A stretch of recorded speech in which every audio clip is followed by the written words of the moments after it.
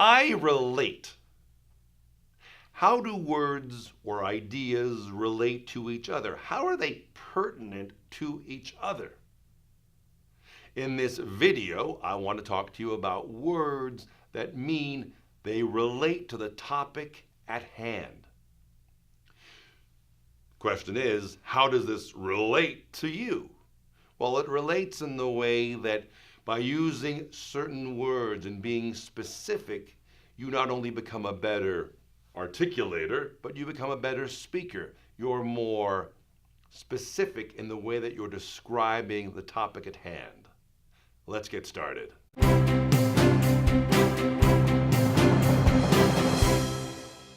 The first word I remember learning or hearing for the first time that I remember in college, and it was when the professor said to us, "How will this be germane to our discussion of this book?"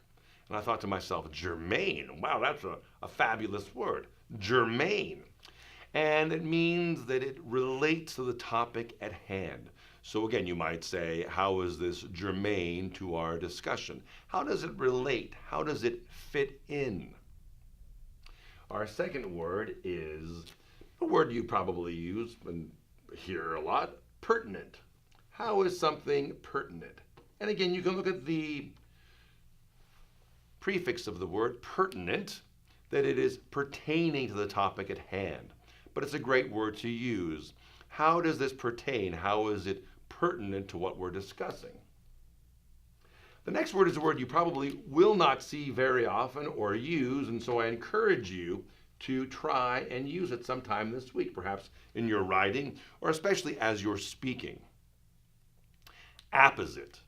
Apposite means apt and fitting to what you're speaking about. So in this video, I'm trying to give you apposite examples that actually mean what you're trying to say they mean.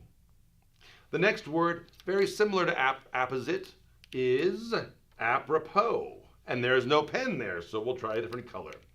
Apropos.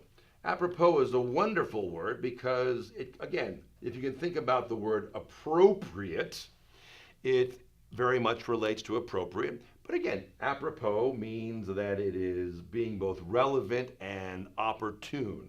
So if you were to say, we picked a quote that is apropos for this definition. And finally, the word that is very straightforward that we've heard many times before is applicable.